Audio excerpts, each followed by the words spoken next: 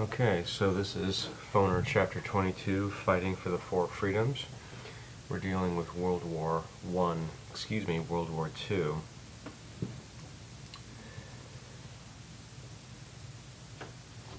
World War II fundamentally changed America.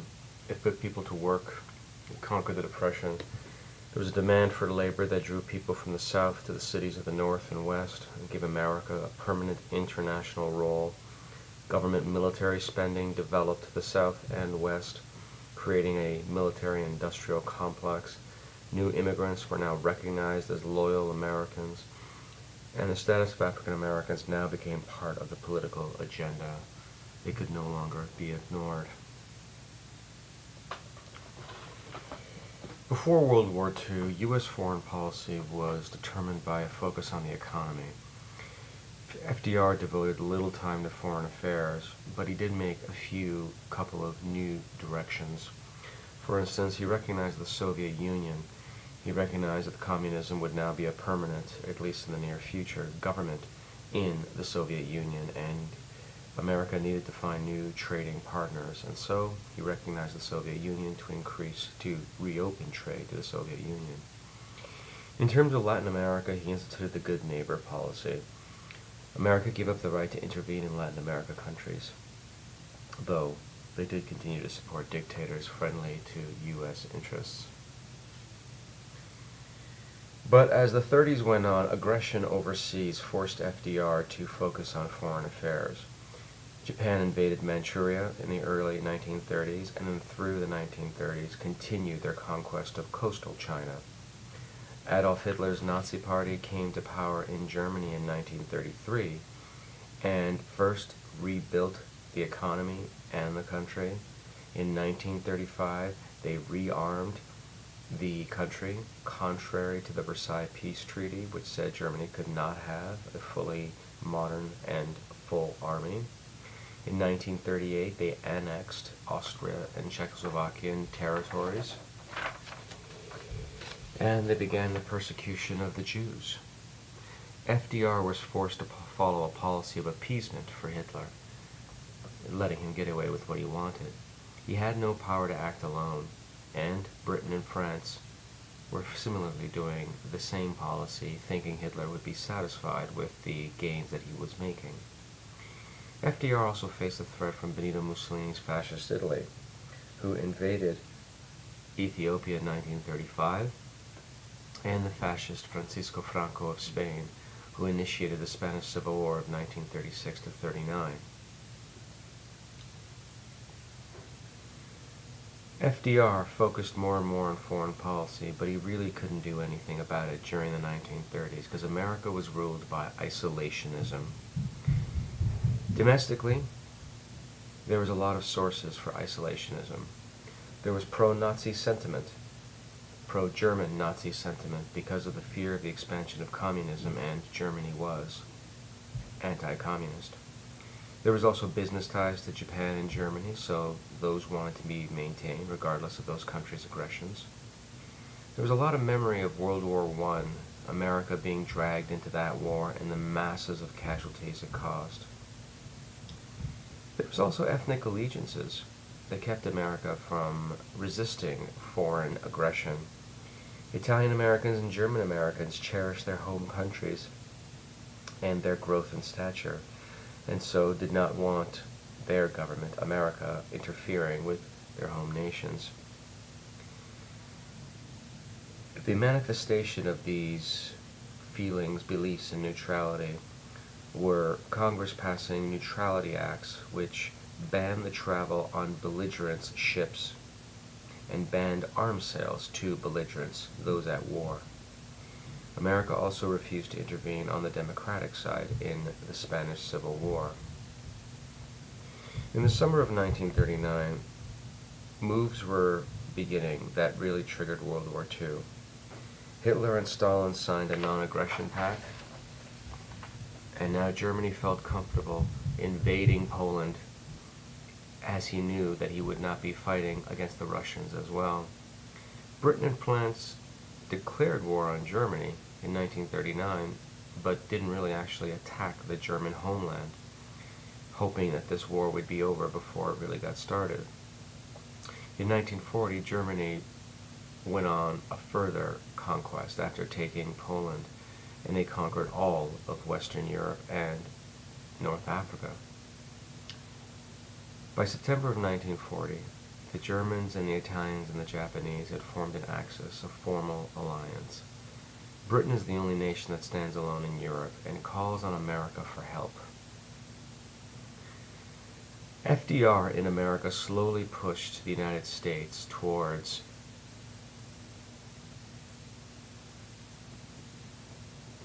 involvement in the war on the side of Britain. In 1940, arms sales to Britain were increased on a cash and carry basis. Essentially, Britain paid for what it wanted. In 1940, the United States also began to rearm militarily. In the election of 1940, Roosevelt ran as president and got elected to a third term, so he didn't push the idea of getting involved in the war too much. But after the election was over, and especially as things got worse in Europe and in Asia, he actively pushed the country towards more involvement, preparation, and intervention. For instance, in 1941, the Lend-Lease Act was passed, where funds and supplies were lent, not sold, but lent to Britain, China, and the Soviet Union so that they could fight against America's enemies. Russia was invaded in June of 1941, which was why the Americans and the Russians were now allies against Adolf Hitler's Nazi Germany. In terms of Japan, the U.S. froze Japanese oil assets, and then cut off oil to Japan, hoping to stop their aggression. The result of the Japanese was the Japanese to attack Pearl Harbor, America's naval base in Hawaii. They felt that they had to take out the Americans, expand their empire, and be strong enough that whenever the Americans came back at them, the Japanese empire would be too big to take down. This attack on Pearl Harbor took place on December 7th, 1941. The next day, the U.S. declared war on Japan, and then Germany declared war on the U.S. Why? It was an ally of Japan, and they wanted to keep the U.S. from further helping German enemies. However, the Americans caught a break at Pearl Harbor because their aircraft carriers were spared in the attack. The war in the Pacific took off immediately thereafter. The Allies, Britain and America and China, suffered immediate setbacks. In 1942, the Japanese, and you can reference the map previously in this lecture, took Burma, Thailand, Indochina, Dutch East Indies, the Philippines, and many Pacific islands. But already in 1942, the Americans were starting to take the initiative. At the Battle of Coral Sea in May of 42, they helped stop the invasion of Australia. The Battle of Midway of June 42, the Japanese fleet was caught off guard and was crippled by American air attacks. Thereafter, the Americans began an offensive conquering one island at a time as it got closer and closer to the Japanese homeland. In Europe and North Africa, the Americans also went on the offensive. North Africa, in November of 1942, Britain and American troops land and start clearing North Africa of German and Italian forces. By July of 43, North Africa is now fully liberated. In the Atlantic, German submarine attacks are slowly beaten back by the American-led convoys. In Italy, it is invaded in June of 1943. The dictator Mussolini is overthrown by his own people, and the Germans occupy the country.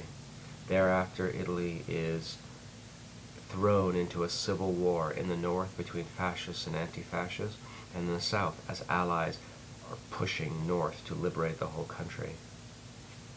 On June 6, 1944, the Allies, Britain, America, Canada, etc., invade France at Normandy, D-Day, and they begin the conquest of Western Europe. On the east, the Germans are being destroyed by the Russian offensives. And during this time, as the Allies and the Russians defeat German armies and push into conquered once German-occupied Europe, they discover Hitler's death camps, where the Germans had rounded up Jews and worked them to death or assassinated them and then burned them, sometimes alive, in the Nazi death camps located all over Europe.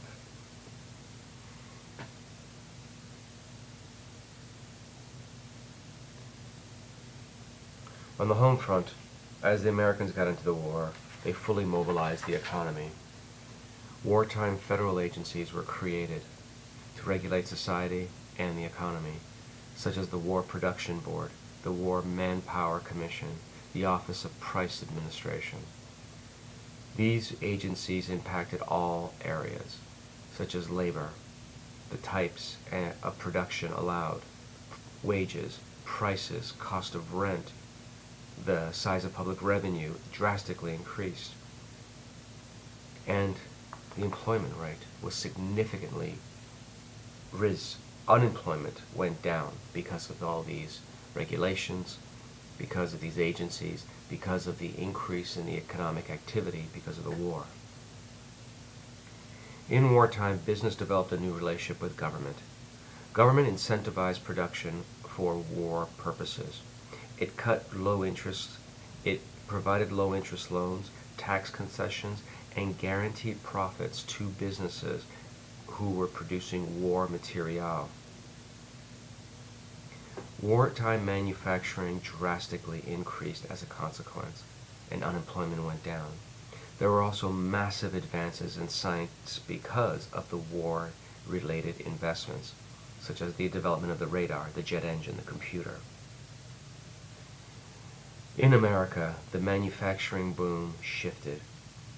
The old industrial centers like Detroit, the North, revived, but new ones were created in the South and in the West, especially California. Organized labor during wartime also benefited. Government forced corporations to recognize unions. Unions promised not to strike and recognized business had a right to quote-unquote fair profit. As a consequence, union membership surged. But conservatives in Congress continued to roll back the New Deal. In spite of all of these advances by FDR and all this government expenditure in war material, conservatives did not want spending on domestic New Deal programs. So the Civilian Conservation Corps and the Works Progress Administration, both of which were producing jobs at home before the war, were canceled. Corporate taxes were also lower than what FDR wanted. In 1943-44, labor started walking out because they were protesting the frozen wages during wartime while the corporations got rich. As a means of trying to keep America firmly behind the war effort, the Four Freedoms developed as a form of propaganda to increase both commitment to the war, the morale of the American people, and their willingness to purchase war bonds.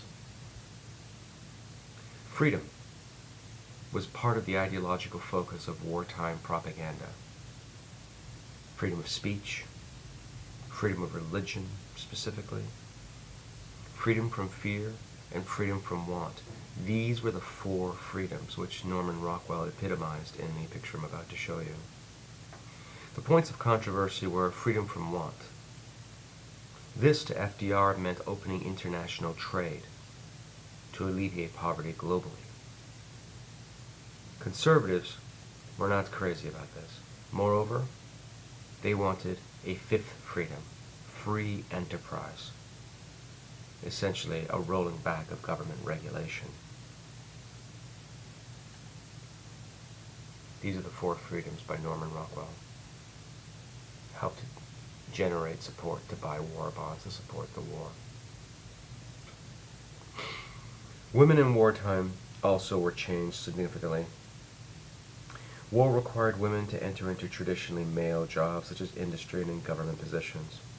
It forced unions to confront issues of gender, such as workplace equality, maternity leave, etc. But after the war, this freedom from gender roles was shown to be temporary.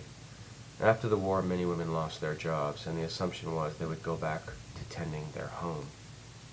This poster, Rosie the Riveter, was part of the propaganda push to get women out of their homes to start working in the factories to help with war production.